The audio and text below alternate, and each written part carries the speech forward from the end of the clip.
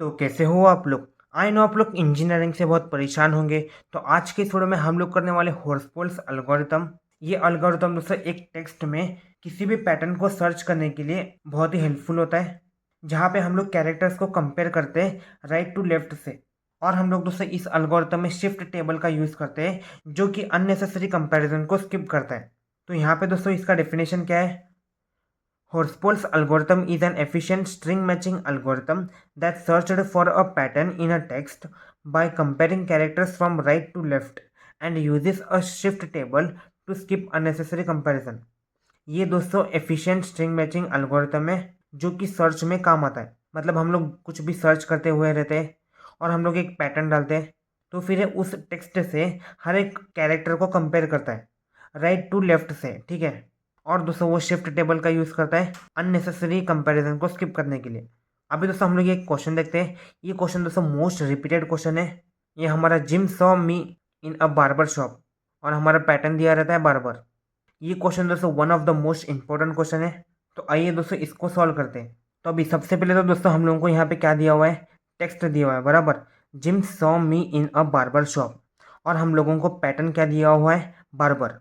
तो सबसे पहले स्टेप में आप लोग क्या करोगे, आप लोग इस पैटर्न के अंदर कितने कैरेक्टर्स है वो गिनोगे। For example 1 2 3 4 5 6। बार्बर पैटर्न में दोस्तों टोटल 6 कैरेक्टर्स है। तो हम लोग यहाँ पे क्या लिखेंगे, लेंथ ऑफ पैटर्न मतलब यल इक्वल टू कितना दोस्तों 6, ठीक है। अभी हम लोग सबसे पहले तो शिफ्ट टेबल को ड्रॉ करेंगे। शिफ्ट टेबल, इस शिफ्ट टेबल में हम लोग ये सभी कैरेक्टर्स को यहाँ पे लिखेंगे, लेकिन जो कैरेक्टर रिपीट होता है उसको हम लोग एक ही बार लिखेंगे। अभी मान लो यहाँ पे बी 2 बार रिपीट हुआ है, फिर भी हम लोग शिफ्ट टेबल में बी को एक ही बार लिखेंगे, ठीक है। अभी यहाँ पे सबसे पहले आता है बी। बी के आगे दोस्तों कितने कैरेक्टर्स है टोटल, वो हम लोग यहाँ पे लिखेंगे शिफ्ट टेबल में। यहाँ पे बी है और यहाँ पे भी बी है, लेकिन हम लोग लास्ट का बी पकड़ेंगे। और उसके बाद कितने कैरेक्टर्स है वो हम लोग देखेंगे। यहाँ पे कितने, 1 और 2 है। इस बी के आगे कितने कैरेक्टर्स है, 1 और 2। तो फिर बेसिकली हम लोग शिफ्ट टेबल में क्या लिखेंगे, बी को 2, सिंपल। फिर आता है दोस्तों ए, यहाँ पे ए लिखेंगे। यहाँ पे दोस्तों ए और कहाँ पे भी रिपीट नहीं हो रहा, तो फिर हम लोग यहाँ पे ए को पकड़ेंगे। और ए के बाद कितने कैरेक्टर्स है वो हम लोग गिनेंगे, 1 2 3 4, ठीक है। तो हम लोग क्या करेंगे, A4। सिमिलरली हम लोग आर को पकड़ेंगे। आर यहाँ पे आता है। अभी दोस्तों आप लोग बोलोगे कि आर यहाँ पे 2 बार रिपीट हुआ, लेकिन इस लास्ट के आर के आगे दोस्तों कुछ भी नहीं है, तो फिर हम लोग यहाँ पे 0 भी नहीं लिख सकते, इसलिए हम लोग ये आर को लेंगे। इस आर को लेने के बाद इस आर के आगे कितने कैरेक्टर्स है, 1 2 और 3। आर के बाद टोटल 3 कैरेक्टर्स है। फिर आता है दोस्तों बी, ऑलरेडी हो गया। फिर आता है दोस्तों ई। ई के बाद कितना कैरेक्टर है दोस्तों, एक ही है, तो फिर हम लोग क्या लिखेंगे, ई के बाद यहाँ पे एक ही लिखेंगे, ठीक है। और लास्ट में हम लोग क्या लिखेंगे, अदर्स। अगर कौन सा तो इन कैरेक्टर्स से दूसरा आया, फॉर एग्जांपल यहाँ पे देखो एक कैरेक्टर्स है, इन कैरेक्टर्स के अलावा अगर दूसरे कैरेक्टर्स आ गए, तो फिर हम लोग क्या करेंगे, अदर्स। अदर्स में टोटल कितना काउंटिंग करेंगे दोस्तों, length of the pattern L equal to 6। तो हम लोग बेसिकली अदर्स को 6 लिखेंगे, ठीक है। अभी यहाँ पे दोस्तों हमारा क्वेश्चन स्टार्ट होता है। शिफ्ट टेबल की मदद से हम लोग इसे सॉल्व करेंगे। तो सबसे पहले हम लोग टेक्स्ट लिखेंगे। हमारा टेक्स्ट क्या है दोस्तों, जिम। थोड़ा स्पेस छोड़ के लिखेंगे दोस्तों, जिम, यहाँ पे dash, saw dash me dash in A barber shop, बराबर। अभी हम लोगों को क्या फाइंड करना है, बार्बर पैटर्न को फाइंड करना है। तो सबसे पहले हम लोग क्या करेंगे, इस बार्बर को यहाँ पे स्टार्टिंग में लिख लेंगे। फॉर एग्जांपल यहाँ पे देखो, BAR BER, मतलब आर यहाँ पे आया दोस्तों। जहाँ पे एंड कैरेक्टर आता है उसको हम लोग ऐसा मार्क करेंगे, समझ गए। अभी आर किस कैरेक्टर के पास आया दोस्तों, ए। अभी हम लोग ए का शिफ्ट टेबल में नंबर देखेंगे। आर किस पोजीशन में आया दोस्तों, ए पोजीशन में। अभी ए पोजीशन का वैल्यू कितना है दोस्तों, 4 है। तो हम लोग क्या करेंगे, डायरेक्ट 4 में स्किप करेंगे, मतलब 1 2 3 और 4। तो फिर हम लोग यहाँ पे करेंगे, समझ गए। यहाँ पे आर आएगा 1 2 3 4। हम लोग यहाँ से स्टार्ट करेंगे, BAR BER, समझ गए। मतलब हम लोगों ने 4 पोजीशंस को शिफ्ट कर दिया। अभी दोस्तों आर किस पोजीशन में आया दोस्तों, ई पोजीशन, तो ये हमारा मैच हो रहा नहीं। तो ई पोजीशन में दोस्तों कितने कैरेक्टर है, 1 है। यहाँ पे आर लास्ट पोजीशन है, आर हमारा लास्ट कैरेक्टर है, और आर दोस्तों हमारा ई के पोजीशन में आया है। ई और आर तो मैच होता नहीं, इसलिए हम लोग क्या करेंगे, ई के कितने नंबर से यहाँ पे 1 है, तो हम लोग बेसिकली 1 शिफ्ट कर देंगे। 1 क्या है यहाँ पे दोस्तों, समझ गए। तो यहाँ पे बेसिकली आर आएगा, मतलब B A R, B E R, ठीक है।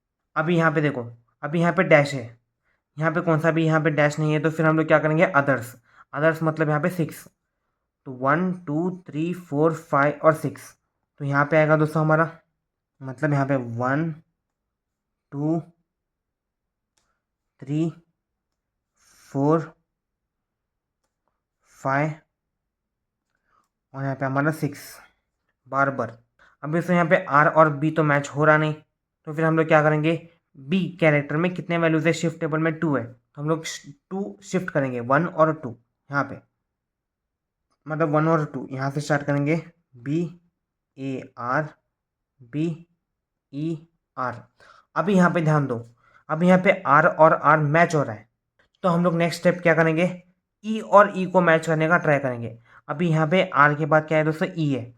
हम लोग बेसिकली यहाँ पे दोस्तों राइट टू लेफ्ट चेक करते हैं।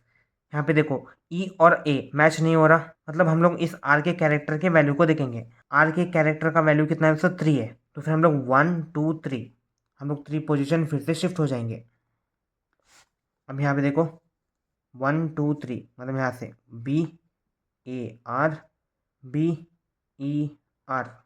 अभी यहाँ पे देखो आर और आर मैच हो रहा है, ई और ई मैच हो रहा है, बी और बी मैच हो रहा है, वैसे ही आर और आर मैच हो रहा है, ए और ए मैच हो रहा है, और बी मैच हो रहा है। मतलब हमारा ये जो पैटर्न है वो यहाँ पे मैच हो रहा है, समझ गए।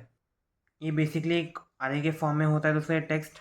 फॉर एग्जांपल यहाँ पे जे मतलब 0, आई मतलब 1, एम मतलब 2, यहाँ पे 0 1 2 3 अप टू यहाँ पे दोस्तों यहाँ पे 23 तक रहता है।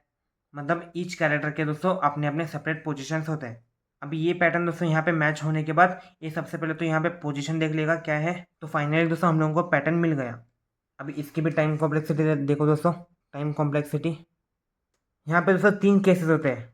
टाइम कॉम्प्लेक्सिटी का मतलब क्या है दोस्तों, ये एल्गोरिथम इसको सॉल्व करने के लिए कितना टाइम लगाता है। तो यहाँ पे दोस्तों 3 सिनारियोज होते हैं, बेस्ट केस होता है, एवरेज केस होता है, और दोस्तों वर्स्ट केस होता है, बराबर। अब यहाँ पे देखो इसमें दोस्तों बेस्ट केस क्या होगा, big O of N divide by M. ये दोस्तों सबसे बेस्ट केस होगा, क्योंकि एन डिवाइड बाई एम का मतलब है ये एल्गोरिथम को डिवाइड करते हुए जाता है, इससे दोस्तों टाइम कम कंज्यूम होता है, तो ये होगा हमारा बेस्ट केस। एवरेज केस क्या होगा दोस्तों, big O of N. Big O of N का मतलब है दोस्तों ये लीनियरली सर्च करते हुए जाता है, मतलब ग्राफ ऐसे लीनियरली जाता है, इसलिए बिग ओ ऑफ एन इसका एवरेज केस होगा। और इसका सबसे वर्स्ट केस क्या होगा दोस्तों, बिग ओ ऑफ एन यम, मतलब ये डबल होगा, ये दोस्तों इसका वर्स्ट केस होगा। तो ये रहा दोस्तों हॉर्सपॉल्स एल्गोरिथम की टाइम कॉम्प्लेक्सिटी। तो आई होप दोस्तों आप लोगों को ये हॉर्सपॉल्स का स्ट्रिंग मैचिंग एल्गोरिथम समझ में आ गया होगा। ये दोस्तों ब्रूट स्ट्रिंग मैचिंग एल्गोरिथम से भी फास्ट होता है, क्योंकि ब्रूट स्ट्रिंग मैचिंग एल्गोरिथम में हम लोग ईच कैरेक्टर को चेक करते हुए जाते हैं, लेकिन यहाँ पे हॉर्सपॉल्स एल्गोरिथम में शिफ्ट टेबल की मदद से दोस्तों हम लोग अननेसेसरी कंपैरिजन को स्किप करते हैं। इससे क्या होता है, इससे हमारा टाइम कम लगता है किसी भी पैटर्न को टेक्स्ट में सर्च करने के लिए। तो हॉर्सपॉल्स एल्गोरिथम दोस्तों ब्रूट एल्गोरिथम से फास्ट है। तो आज के लिए बस इतना ही, मिलते हैं अगले किसी वीडियो में, तब तक के लिए बाय।